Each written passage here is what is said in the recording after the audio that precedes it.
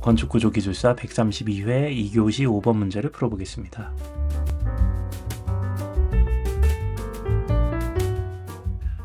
문제는 두 연속부의 소성 힘 모멘트를 산정해서 비교를 요구하는 그런 문제였습니다. 문제를 언뜻 보기에는 굉장히 쉬워 보이는데 사실은 보 단면은 직사각형으로 보의 전 구간에 대해서 힘강성이 동일하다고 문제에서 가정이 되었기 때문에 요구하는 소성 힘 모멘트 MPL은 사실 동일할 수밖에 없는 구조입니다. 따라서 이 문제가 무엇을 의도하는지 파악하기가 좀 어려웠는데 결국 힌트는 제하 하중에서 연속부가 붕괴된다라고 기술이 돼 있고 결국은 정적 하중이 서서히 가해지고 있는 경우에 붕괴 기구에 대한 설명을 요구한 문제로 판단됩니다. 연속부 A 같은 경우에 같은 속도로 정적 제하 하중이 가해진다고 판단했을 때는 양단에 30kN의 하중이 걸리는 케이스를 생각할 수 있게 되고요. 이 경우에는 그림과 같이 BMD가 형성이 됩니다. 이후에 A, B, C단에는 다음처럼 35kN이 걸린다고 가정을 해보면 결국은 A, B, C단에서는 모멘트가 증가하지만 CD 2단에는 모멘트가 살짝 빠지게 되는 그런 경향을 나타내게 되겠고요. 최종적으로는 ABC단에 40kN의 하중이 발생하게 되면 ABC단에는 모멘트가 증가하고 CD 2단에는 모멘트가 감소하는 다음과 같은 BMD가 도시된다는 것을 알 수 있게 되고요. 결국은 A점에서 먼저 항복 모멘트에 도달 후 결국은 A점의 소성 모멘트, 소성 힌지가 발생한다는 것을 알 수 있게 됩니다. A단의 소성 힌지가 발생 후에 거동을 분석해 보면 A단의 힌지 거동에 따라서 B점의 모멘트가 증가하게 되면서 두 번째 항복 모멘트에 도달하게 된다는 것을 알 수 있게 되고요. 이후에는 이제 B점은 또 소성 힌지가 돼서 내부 힌지가 되면서 부재 변형이 크게 발생하면서 결국은 C점이 최종적으로는 항복 모멘트에 도달하면서 내부 힌지가 또다시 발생하게 된다는 것을 알 수 있게 됩니다.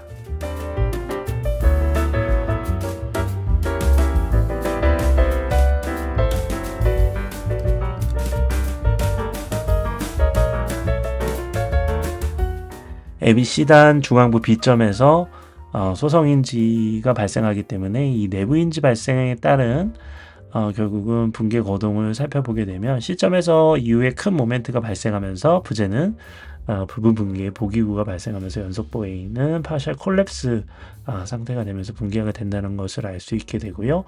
이를 하계 정리에 의해서 단계별 하중을 계산해 보면 ABC단에서 38kN, CD2단에서 30kN 하중이 제한되는 경우에 A단은 소성인지가 발생하게 되고 이후 ABC단의 하중이 약 0.7kN이 발생하게 되면 추가되게 되면 B점에서는 내부인지가 발생하게 되고 이후에 ABC단의 1.4kN의 하중이 증가하면 최종 40kN의 하중에서 ABC단은 부분 붕괴가 발생한다는 것을 알 수 있게 됩니다.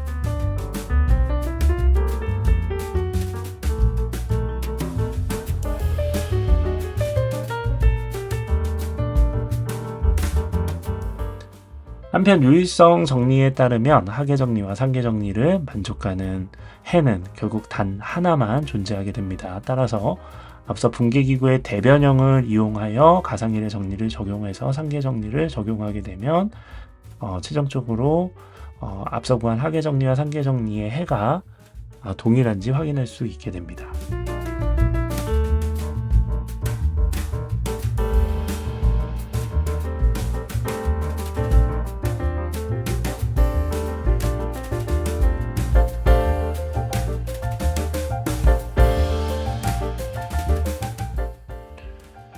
그림과 같이 A, B, C단에서 붕괴가 발생하고 A점, B점, C단에 결국 보의 형상은 동일하게 되므로 세 지점에서 소성 모멘트 MPL은 동일하고요. 이를 가상일의 정리를 적용해서 계산하게 되면 연속부 A의 붕괴 시 발생하는 소성 모멘트 MPL은 약 20kNm가 된다는 것을 확인할 수 있게 됩니다. 문제를 풀이할 때 상계 정리를 적용해서 바로 MPL을 계산해도 무방하지만 하중제하 중 A, B, C 외에 다른 위치에서 항복에 도달하는 소속 모멘트가 도달하는지 여부를 살펴볼 필요가 있습니다. 연속부 A의 경우 정적 하중 제하 시 A, B, C단 외에 기타 다른 위치에서 항복, 소속 모멘트에 도달하지 않는다는 것을 하계 정리를 통해서 알 수 있었습니다. 따라서 연속보 A는 제하 하중에 의해서 부분 붕괴가 발생한다라고 다음과 같이 정리할 수 있게 됩니다.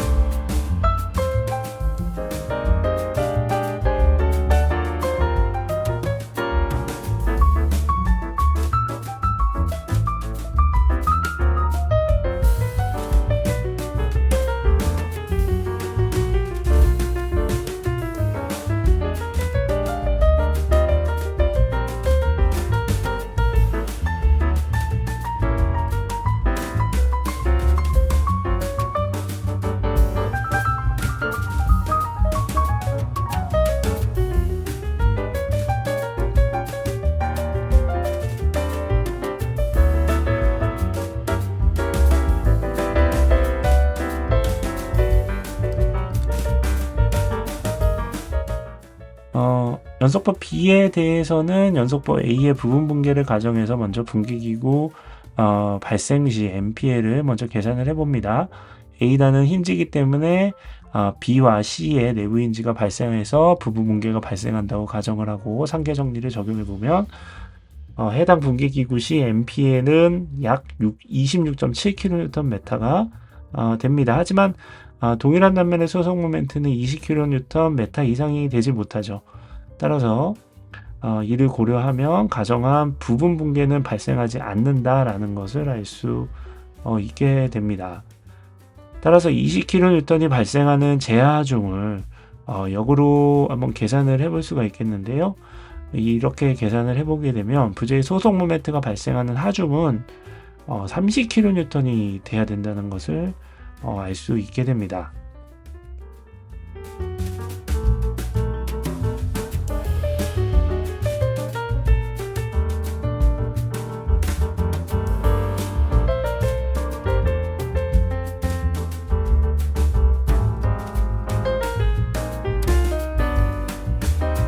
앞서 계산한 그 연속법 A 케이스와 동일하게 정적 하중이 서서히 가해지고 있는 상황의 연속법 B의 모멘트 발생 상태를 확인을 해보게 되면 해석 결과 중앙 지점 C에서 동일 하중이 가해지는 경우에 양단에 최대 모멘트가 발생한다는 것을 알 수 있게 되고, 결국 C점이 소속 모멘트가 발생하면서 내부 힌지가 발생하게 되면 ABC, CD, E가 각각 단순보 거동을 하게 된다는 것을 알 수 있게 되고, 이를 역상하면 결국 중앙경관에 소속 모멘트를 발생시키는 제하 하중은 계산할 수 있게 되는데, 이때 하중이 약 26.67kN이 된다는 것을 알 수 있게 됩니다.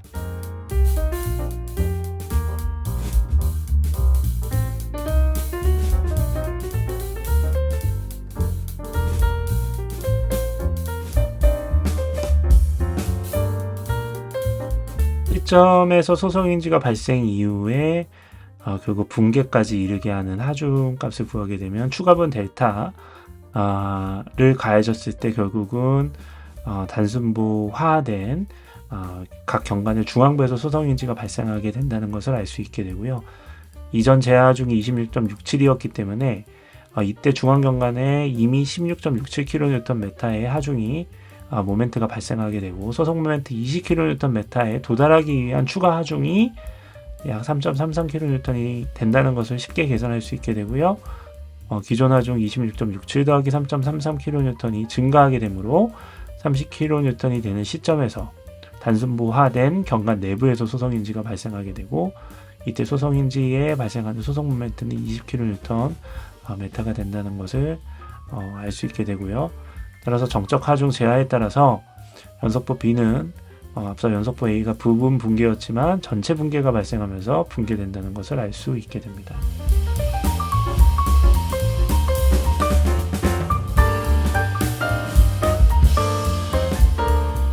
사실 이번 문제는 실제 MPL 값은 20kNm가 주어진 상태에서 왜 연속보 A, 연속보 B의 MPL이 동일하게 되는가를 설명할 수 있는지의 여부를 묻고 있는 문제가 아니었나 그렇게 생각을 해보고요.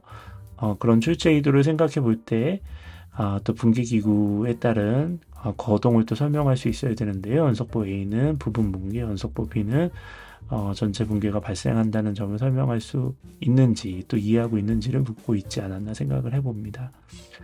시험장에서는 굉장히 혼란스럽게 생각을 했었던 문제로 판단이 되고 실제 풀이 과정이 정확한가도 저도 좀 아리까리한데 지금 제시한 풀이는 정답이 아닐 수 있으니 시험 보시는 분들은 참고로 봐주시면 감사하겠습니다.